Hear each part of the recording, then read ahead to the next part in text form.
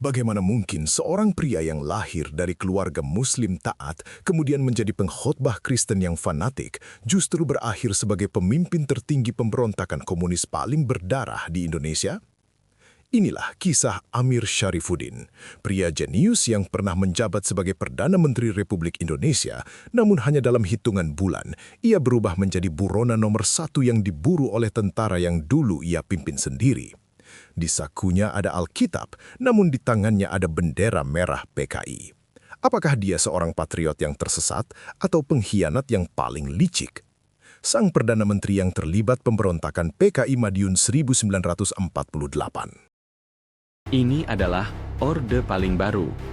Kita akan bahas tuntas berbagai kisah dan peristiwa sejarah paling menarik yang pernah terjadi. Memahami sejarah adalah bekal berharga untuk menghadapi masa depan. Karena satu hal yang pasti, sejarah pasti akan terulang. Jangan lupa klik tombol subscribe dan nyalakan notifikasi agar Anda tidak ketinggalan video terbaru dari kami. Bersama belajar dari masa lalu untuk bekal masa depan yang lebih baik. Sejarah tidak pernah ditulis dengan tinta yang benar-benar bening. Ia selalu bercampur dengan darah, air mata, dan ambisi yang patah. Di antara ribuan tokoh yang membangun pondasi Republik ini, ada satu nama yang seolah sengaja diletakkan di sudut paling gelap, diselimuti kabut pengkhianatan, namun menyimpan kecerdasan yang luar biasa. Amir Syarifuddin Harahap bukanlah sekadar nama dalam buku teks sejarah yang membosankan. Ia adalah sebuah paradoks berjalan, seorang pria yang mampu menyatukan iman Kristen yang taat dengan ideologi Marxisme yang keras. Seorang mantan Perdana Menteri yang berakhir di depan regu tembak bangsanya sendiri. Mengapa kita harus membicarakan Amir Syarifuddin hari ini? Jawabannya sederhana, karena tanpa memahami Amir, kita tidak akan pernah benar-benar memahami betapa rumitnya ideologi yang membangun Indonesia. Amir adalah perwujudan dari kontradiksi yang paling ekstrim. Di satu sisi, ia adalah intelektual yang sangat dihormati, namun di sisi lain, ia dituduh sebagai duri dalam daging bagi kedaulatan Republik yang masih sangat muda. Banyak orang melihat Amir hanya sebagai gembong PKI yang gagal melakukan pemberontakan di Madiun. Namun, pandangan sempit ini justru menghilangkan detail-detail penting tentang siapa dia sebenarnya. Amir bukan sekadar pengikut arus, ia adalah seorang pemikir mandiri yang seringkali terjebak dalam arus sejarah yang ia ciptakan sendiri. Kepemimpinannya meninggalkan jejak yang mendalam pada struktur militer dan politik Indonesia. Amir lahir dengan segala kelebihan yang diimpikan pemuda zamannya, otak yang encer, latar belakang keluarga yang kuat, dan akses pendidikan yang luar biasa. Namun, justru kelebihan inilah yang membuatnya menjadi sosok yang sangat berbahaya bagi lawan-lawan politiknya. Ia mampu memikat massa dengan orasi yang logis, namun tajam dan menghujam. Karismanya bukan sekadar teriakan, melainkan kedalaman argumen. Inilah yang membuatnya menjadi tokoh yang sangat provokatif. Hingga saat ini, perdebatan tentang apakah Amir adalah seorang patriot yang salah jalan atau memang seorang pengkhianat ideologis masih terus membara. Ia adalah pahlawan bagi kawan-kawannya di sayap kiri, namun menjadi momok menakutkan bagi mereka yang menginginkan Indonesia berjalan di jalur yang lebih konservatif. Mari kita selami lebih dalam, bukan untuk menghakimi, melainkan untuk melihat bagaimana seorang jenius bisa terjatuh dalam lubang sejarah yang begitu kelam. Kita akan melihat bagaimana lintasan hidupnya yang tidak biasa membawa dampak yang masih terasa getarannya hingga hari ini. Bersiaplah, karena kisah Amir Syarifuddin adalah perjalanan melintasi batas-batas keyakinan dan kesetiaan. Lahir di Medan pada tahun 1907, Amir Syarifuddin mewarisi darah bangsawan Batak yang keras dan disiplin. Ayahnya, Jamin Baginda Soripada, adalah seorang jaksa yang sangat menjunjung tinggi hukum kolonial. Lingkungan keluarga ini membentuk Amir menjadi pribadi yang sangat teratur dan kritis sejak dini. Ia tidak dibesarkan dalam kekurangan, melainkan dalam kemewahan intelektual yang jarang dimiliki oleh pribumi pada masa itu. Kecerdasannya membawanya terbang ke Belanda untuk menempuh pendidikan di gimnasium di Haarlem. Di sanalah, pemikiran Amir mulai terbuka lebar terhadap filsafat barat dan sastra klasik. Ia bukan hanya belajar tentang hukum, tetapi juga meresapi nilai-nilai kemanusiaan yang universal. Namun, perjalanannya di Belanda tidaklah mulus. Ia harus kembali ke tanah air karena masalah pribadi keluarga. Namun otaknya sudah terisi penuh dengan gagasan revolusioner. Di Batavia, ia melanjutkan studi hukum di Recht Hogeschool. Di sekolah hukum inilah, ia bertemu dengan para pemuda pergerakan yang memiliki mimpi yang sama, Indonesia merdeka. Amir tidak hanya duduk diam di kelas, ia aktif dalam berbagai organisasi pemuda. Ketajamannya dalam berdebat membuatnya segera menonjol di antara rekan-rekan sebayanya, termasuk Soekarno dan Hatta yang mulai memperhatikan gerak-geriknya. Pemikiran Amir tidak terbentuk secara instan. Ia adalah pembaca yang rakus terhadap karya-karya Marx, Engels, hingga Lenin, namun tetap mempertahankan sisi intelektual klasiknya. Ia percaya bahwa kemerdekaan harus dicapai bukan hanya dengan memusir penjajah, melainkan dengan merombak struktur sosial yang timpang. Bagi Amir, hukum tanpa keadilan sosial hanyalah alat penindasan yang baru. Latar belakang keluarga jaksa yang kaku dan pendidikan barat yang bebas menciptakan konflik internal yang menarik dalam dirinya. Ia menghormati hukum, namun ia membenci ketidakadilan yang dilegalkan oleh hukum kolonial. Inilah benih awal dari radikalisme Amir, sebuah keyakinan bahwa sistem yang rusak tidak bisa diperbaiki dengan sekadar tambal suram, melainkan harus dihancurkan dan dibangun kembali dari nol. Mungkin inilah bab yang paling mengejutkan bagi banyak orang yang mengenal nama belakang Harahap. Amir lahir dan dibesarkan dalam tradisi Islam yang sangat kental, sebagaimana umumnya bangsawan Batak pada masa itu. Namun, sebuah perubahan besar terjadi dalam dirinya saat ia bersentuhan dengan lingkaran misionaris dan pemikiran teologi Kristen di Batavia dan Belanda. Pada tahun 1931, Amir Syarifuddin secara resmi memeluk agama Kristen Protestan. Keputusan ini bukan hanya masalah spiritual pribadi, melainkan sebuah skandal sosial yang luar biasa besar di masanya. Bayangkan, seorang pemuda terpandang dari keluarga Muslim yang kuat tiba-tiba memilih jalan yang berbeda. Banyak yang mengira ini hanyalah fase pemberontakan, namun Amir membuktikan bahwa imannya pada Kristus adalah sesuatu yang sangat serius. Ia menjadi seorang penganut Calvinis yang sangat taat. Amir sering terlihat berkhotbah di mimbar-mimbar gereja dengan gairah yang sama besarnya saat ia berpidato di rapat-rapat politik. Baginya, ajaran Kristen tentang kasih dan pengorbanan tidak bertentangan dengan semangat revolusi. Justru, ia melihat Yesus sebagai figur pembebas yang berdiri di sisi mereka yang tertindas dan miskin. Konversinya ini menciptakan hubungan yang unik antara agama dan politik dalam hidupnya. Di saat tokoh-tokoh komunis lainnya cenderung ateis, Amir tetap memegang Alkitabnya. Ia tidak melihat ada kontradiksi antara dialektika materialisme dengan iman kepada Tuhan. Hal ini membuatnya menjadi sosok yang asing, baik bagi kaum agamawan maupun bagi rekan-rekannya di sayap kiri yang sangat sekuler. Iman Kristen Amir seringkali menjadi tameng sekaligus pedang. Di satu sisi, itu memberinya kekuatan moral di penjara kolonial, namun di sisi lain, hal itu sering digunakan lawan politiknya untuk mempertanyakan identitas aslinya. Namun Amir tetap bergeming. Baginya, agama adalah landasan etika, sementara Marxisme adalah metode analisis untuk mencapai keadilan di dunia yang kejam ini. Nama Amir Syarifuddin tercatat dengan tinta emas dalam peristiwa Sumpah Pemuda 1928. Ia adalah salah satu tokoh kunci yang merumuskan ikrar sakti tersebut. Keberaniannya tidak hanya di atas kertas, ia adalah aktivis lapangan yang tidak takut berhadapan langsung dengan polisi rahasia Belanda, PID. Ia adalah pendiri Partindo, sebuah partai yang menjadi wadah radikalisme nasionalis pada masa itu. Aktivitas politiknya segera mencuri perhatian pemerintah kolonial Belanda. Amir berkali-kali keluar masuk penjara karena tulisan dan pidatonya yang dianggap menghasut. Baginya, penjara bukanlah tempat untuk menyerah, melainkan universitas kehidupan. Di balik jeruji besi, ia terus menulis, belajar, dan mengonsolidasikan pemikiran-pemikirannya tentang kemerdekaan yang sesungguhnya.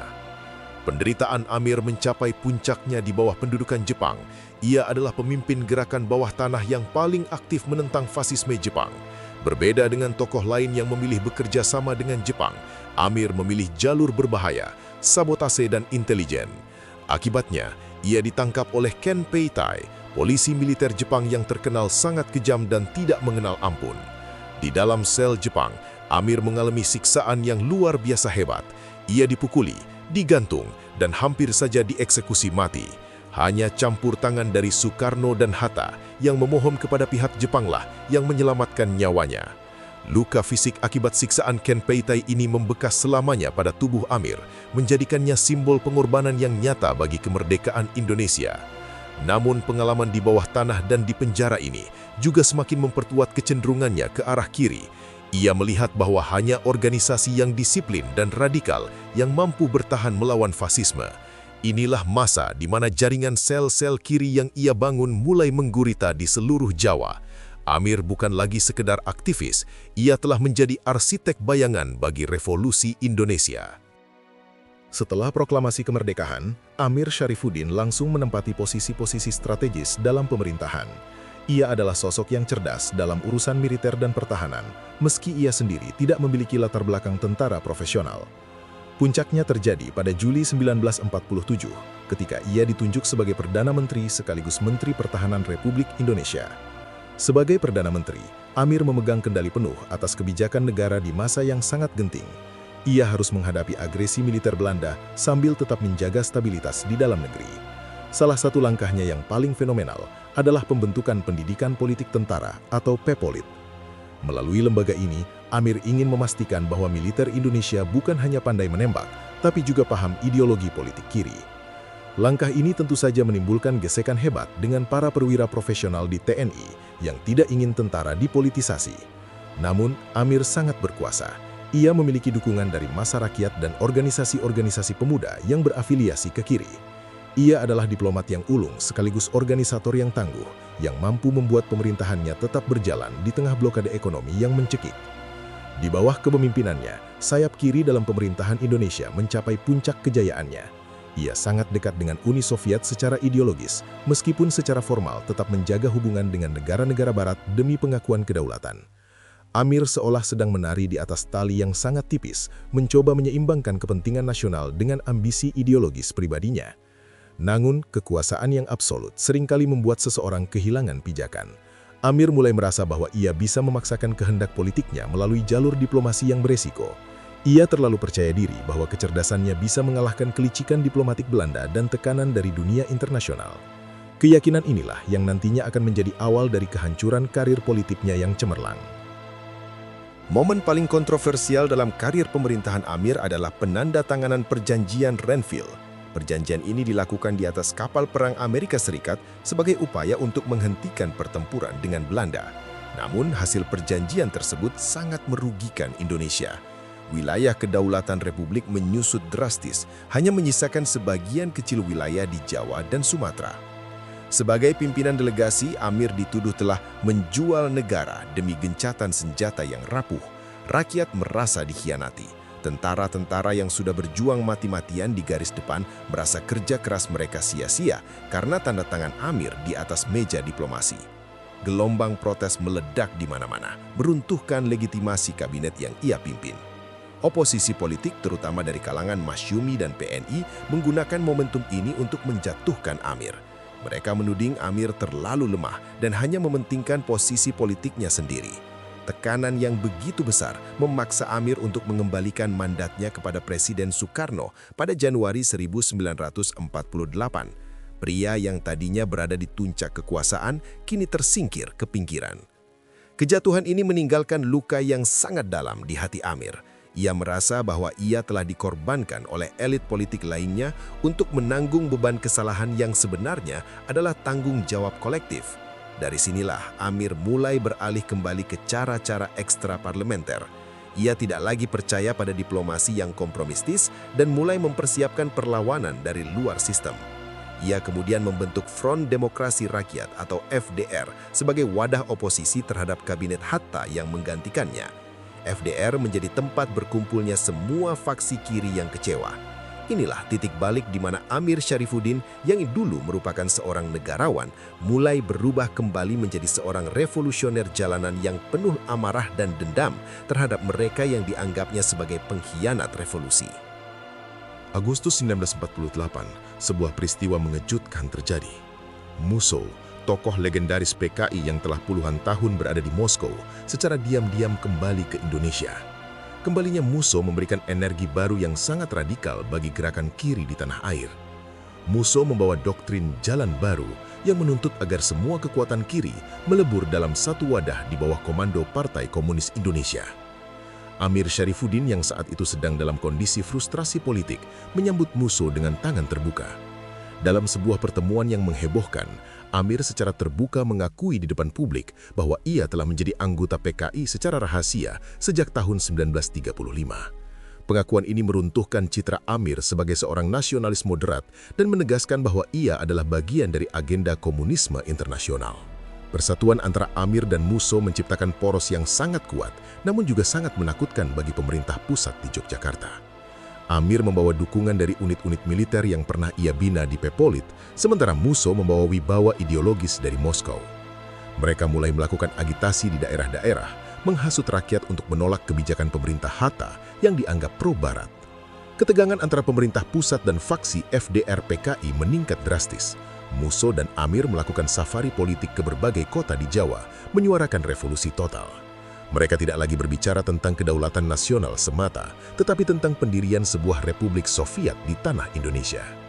Kehadiran Amir di sisi Musso memberikan legitimasi bagi gerakan ini, seolah menegaskan bahwa komunisme adalah satu-satunya jalan keluar. Namun, aliansi ini juga menjadi jebakan bagi Amir. Dengan bergabung sepenuhnya kepada Musso, Amir telah membakar jembatan komunikasinya dengan Soekarno dan Hatta. Ia tidak lagi memiliki jalan kembali ke politik mainstream. Ia telah memilih untuk bertarung habis-habisan tanpa menyadari bahwa ia sedang menyeret dirinya dan pengikutnya menuju tebing kehancuran yang tak terelakkan. Ketegangan akhirnya mencapai titik didih pada tanggal 18 September 1948 di Madiun. Meski ada perdebatan sejarah tentang apakah ini pemberontakan yang direncanakan atau hanya insiden lokal yang membesar, kenyataannya FDR PKI mengambil alih kekuasaan di kota tersebut. Mereka memproklamasikan berdirinya Front Nasional dan mulai melucuti aparat pemerintah yang setia pada Yogyakarta. Amir Syarifuddin berada di pusat badai tersebut. Ia tidak mencoba meredam keadaan, melainkan ikut hanyut dalam arus revolusi yang dikobarkan oleh Musso. Di Madiun, kekacauan merajalela. Terjadi aksi-aksi kekerasan, penculikan, dan eksekusi terhadap tokoh-tokoh agama serta pejabat pemerintah yang dianggap menentang Gerakan Merah. Nama Amir pun terseret dalam daftar hitam peristiwa berdarah ini. Reaksi pemerintah Soekarno-Hatta sangat cepat dan tegas. Dalam pidatonya yang terkenal, Soekarno memberikan pilihan kepada rakyat, ikut Soekarno-Hatta atau ikut Musso dengan PKI-nya. Pemerintah segera mengirimkan pasukan Siliwangi yang terkenal tangguh untuk menumpas gerakan di Madiun. Perang saudara yang singkat namun sangat brutal pun meletus di jantung Pulau Jawa. Pasukan pemberontak ternyata tidak sekuat yang dibayangkan. Dukungan rakyat yang diharapkan Musso dan Amir tidak kunjung datang secara masif. Sebaliknya, rakyat justru lebih memilih setia kepada figur Soekarno. Dalam hitungan minggu, pertahanan Madiun jebol. Musso tewas tertembak dalam sebuah pengepulan, sementara Amir dan sisa-sisa pasukannya terpaksa melarikan diri ke hutan-hutan di Jawa Tengah. Tragedi Madiun adalah noda hitam dalam sejarah kemerdekaan Indonesia. Bagi Amir, ini adalah kegagalan total dari semua perhitungan politiknya. Ia yang pernah menjadi Perdana Menteri, kini menjadi musuh nomor satu negara. Ia dikejar-kejar oleh tentara yang dulu pernah ia pimpin sendiri.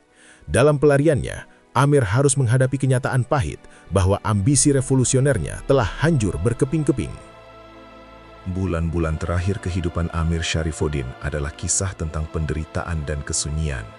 Ia berpindah-pindah dari satu hutan ke hutan lain di kawasan Purwodadi dan sekitarnya, berusaha menghindari kepungan TNI. Kondisinya sangat mengenaskan. Ia menderita disentri, kelaparan, dan tubuhnya yang dulu tegap kini kurus kering. Namun, kabarnya ia tetap memegang tasnya yang berisi dokumen dan sebuah Alkitab. Pada bulan Desember 1948, Amir akhirnya tertangkap. Ia ditemukan dalam keadaan sangat lemah, sehingga tidak mampu lagi melakukan perlawanan. Penangkapan sang mantan Perdana Menteri ini menjadi berita besar. Namun suasana saat itu sedang mencekam karena Belanda kembali melancarkan agresi militer ke Yogyakarta. Pemerintah dalam kondisi darurat dan nasib para tahanan Madiun menjadi masalah yang sangat sensitif. Para pemimpin militer khawatir jika Amir tetap hidup, ia akan menjadi beban politik atau bahkan dibebaskan oleh Belanda untuk memecah belah Indonesia. Maka, diputuskanlah sebuah eksekusi tanpa melalui proses pengadilan yang formal. Di tengah kegelapan malam tanggal 19 Desember 1948, di sebuah desa bernama Ngalian, Amir bersama 10 orang rekannya dibawa ke tepi sebuah liang lahat yang telah disiapkan. Detik-detik terakhirnya sangat dramatis. Amir tetap menunjukkan ketenangan intelektualnya. Ia meminta waktu sebentar untuk berdoa sesuai keyakinan Kristennya. Setelah itu, ia mengajak rekan-rekannya menyanyikan lagu Internasionala, lagu kebangsaan kaum komunis sedunia. Namun setelah itu, ia juga meminta mereka menyanyikan lagu Indonesia Raya, sebuah bukti bahwa rasa cintanya pada tanah air tidak pernah benar-benar mati. Terdengar rentetan tembakan dan tubuh Amir ambruk ke dalam lubang. Ia dieksekusi oleh bangsanya sendiri di tanah yang ia perjuangkan kemerdekaannya sejak usia muda. Jasadnya dikuburkan secara massal dalam lubang tak bernama, tanpa nisan yang megah, tanpa penghormatan militer. Seorang mantan Perdana Menteri berakhir dengan cara yang paling tragis dan sunyi yang bisa dibayangkan. Kematian Amir Syarifuddin meninggalkan sebuah teka-teki sejarah yang tidak akan pernah benar-benar terpecahkan. Bagaimana mungkin seorang pria yang menghabiskan malam-malam terakhirnya dengan membaca Alkitab tetap teguh berdiri di bawah bendera Palu Arit? Apakah ia seorang Kristen yang tersesat dalam politik atau seorang komunis yang menggunakan agama sebagai pegangan moral terakhir? Ironi hidup Amir adalah cermin dari kompleksitas manusia. Ia adalah bukti bahwa hitam dan putih sejarah seringkali tumpang tindih dalam warna abu-abu yang membingungkan. Amir adalah intelektual yang gagal memahami bahwa teori-teori besar di atas kertas seringkali hancur saat berhadapan dengan realitas emosional rakyat jelata. Ia terlalu cerdas untuk dunianya sendiri, namun terlalu keras kepala untuk menyesuaikan diri dengan perubahan zaman. Hingga hari ini, nama Amir Syarifuddin tetap menjadi sosok yang memecah opini. Di satu sisi, ia adalah martir bagi gerakan kiri yang merasa dikhianati oleh sistem. Di sisi lain, ia dianggap sebagai pengkhianat yang mencoba menusuk Republik dari belakang saat negara sedang dalam kondisi sekarat. Namun, tidak ada yang bisa membantah jasanya dalam Sumpah Pemuda dan perlawanan terhadap Jepang yang begitu heroik. Kisah Amir mengajarkan kita bahwa sejarah bukan hanya tentang kemenangan, tetapi juga tentang kegagalan yang bermartabat. Ia adalah sosok yang berani mengambil resiko paling ekstrem atas pilihan ideologinya. Meski ia mati sebagai pemberontak, ia tidak pernah benar-benar meninggalkan identitas keindonesiaannya hingga peluru menembus dadanya. Alkitab di sakunya dan lagu Indonesia Raya di bibirnya adalah simbol paradoks yang abadi. Mari kita lihat sejarah dengan kacamata yang lebih jernih. Mempelajari Amir Syarifuddin bukan berarti setuju dengan pilihannya, tetapi untuk memahami bahwa dalam pembentukan sebuah bangsa ada jalan-jalan gelap yang harus dilewati. Amir adalah bagian dari masa lalu kita yang pahit, sebuah pengingat tentang bahaya fanatisme ideologi dan pentingnya menjaga persatuan di atas segala perbedaan iman maupun politik. Kisah Amir Syarifuddin adalah pengingat bagi kita semua bahwa politik bisa mengubah seorang pahlawan menjadi musuh dan seorang Perdana Menteri menjadi tahanan. Sejarah mungkin tidak selalu adil dalam memberikan label, namun fakta-fakta yang ia tinggalkan memberikan pelajaran berharga tentang integritas, ambisi, dan pengabdian yang berujung tragis. Sekarang, bagaimana menurut Anda? Apakah Amir Syarifuddin adalah korban dari situasi politik yang kalut, ataukah ia memang seorang tokoh yang sengaja memilih jalan berbahaya tersebut? Tuliskan pendapat Anda di kolom komentar di bawah ini, karena diskusi sejarah yang sehat adalah cara kita menghargai masa lalu. Jika Anda merasa video ini bermanfaat dan menambah wawasan baru, jangan lupa untuk menekan tombol like, subscribe, dan nyalakan lonceng notifikasi agar tidak ketinggalan pembahasan sejarah menarik lainnya. Jangan lupa juga untuk bagikan video ini kepada teman-teman Anda agar kita semua bisa belajar dari jejak-jejak masa lalu bangsa ini. Sampai jumpa di video berikutnya.